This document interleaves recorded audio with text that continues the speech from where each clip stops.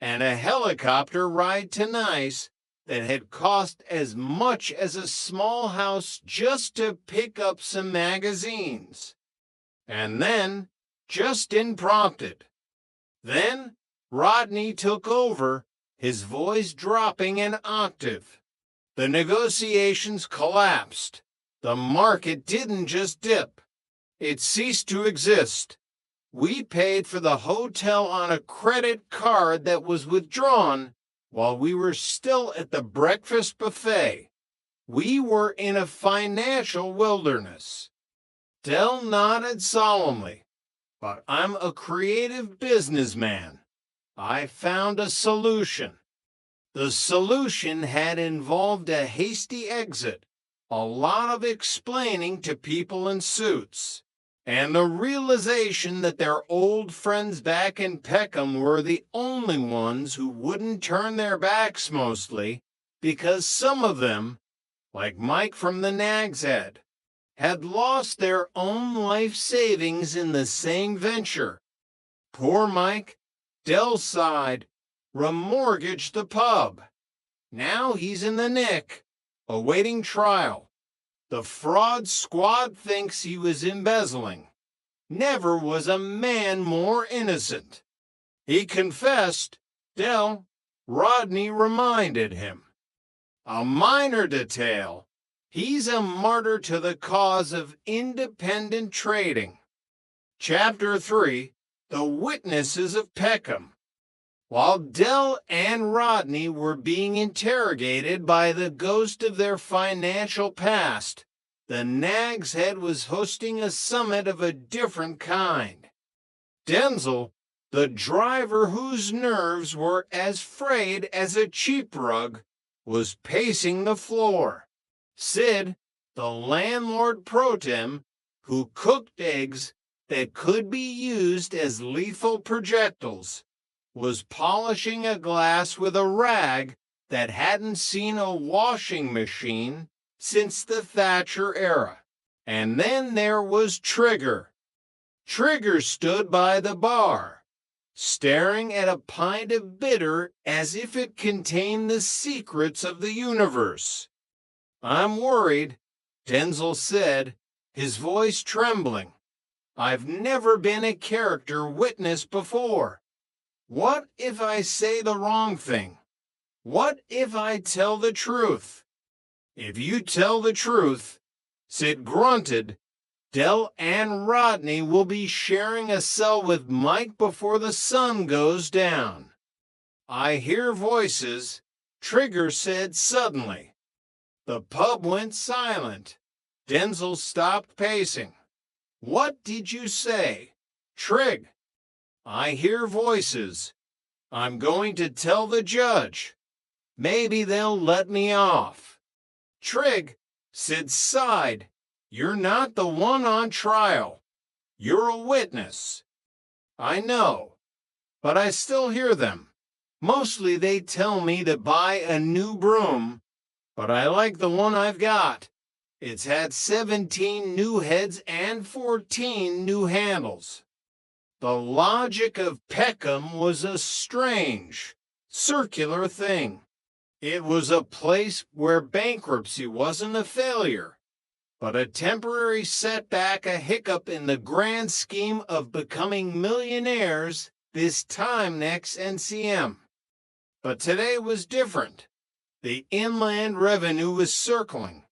The Trotter empire consisting of a flat, a van, and a collection of suspiciously branded electronics was under siege. Chapter 4, A Wrong Turn at the Graveyard. The news of Uncle Albert's passing had hit them like a physical blow, or rather, the news of an Albert's passing. In the chaotic aftermath of the court case where Dell had been declared bankrupt and Rodney had been exonerated, mostly because the judge didn't think he was capable of masterminding a bake sale, let alone a multi-million-pound fraud, the family gathered to pay their respects. They stood in a quiet, Leafy Cemetery. Del, Rodney, Raquel, Cassandra, and young Damien, who was currently trying to see if he could trigger a car alarm with his mind. "I feel bad," Del whispered, his eyes moist, leaving him down there on the coast while we were off globetrotting. We should have taken him to Barbados. He didn't have a passport, Del, Rodney reminded him. The man survived the Battle of the Baltic, but he couldn't navigate a post office application form. They approached the morning party. A woman named Marion was crying.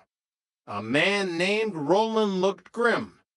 Derek and Rodney Trotter, Del introduced them, shaking hands with a somber gravity. His nephews, from Peckham. "Oh," Marion sobbed. "He went on a bit, didn't he? Lovely old man. But the stories."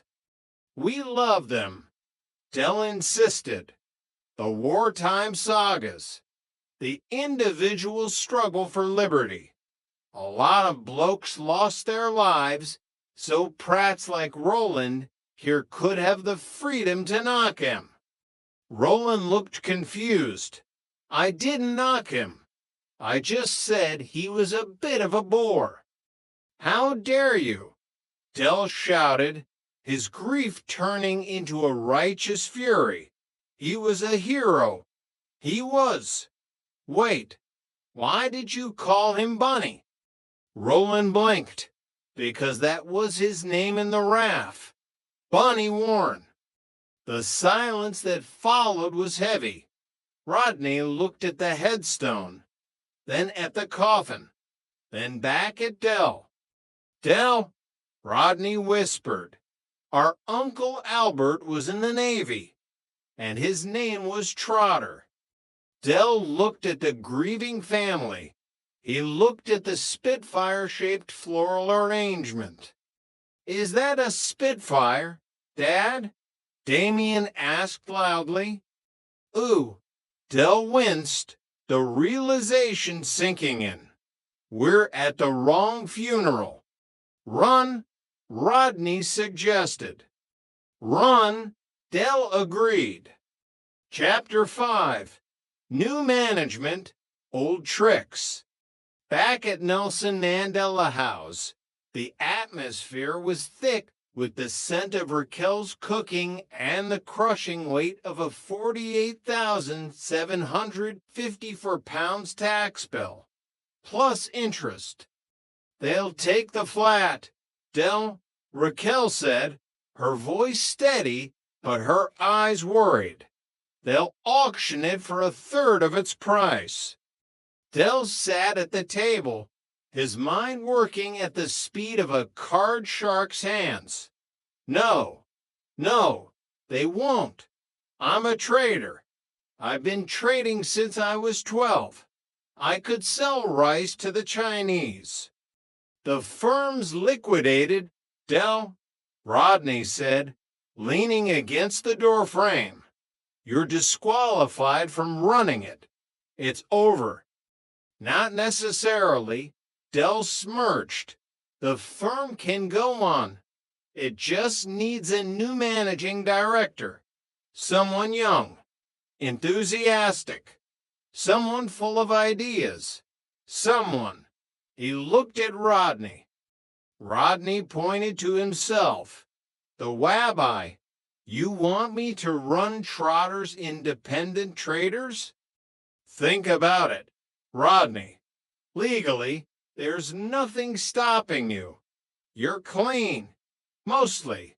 We go to the lawyer, we make you the MD. Rodney Trotter, managing director, has a ring to it, doesn't it?" And so the transition began. The Peckham Echo soon carried a small advertisement, Trotter's Independent Traders, now under new management. Managing Director, Rodney Trotter. Consultancy and Party Planning.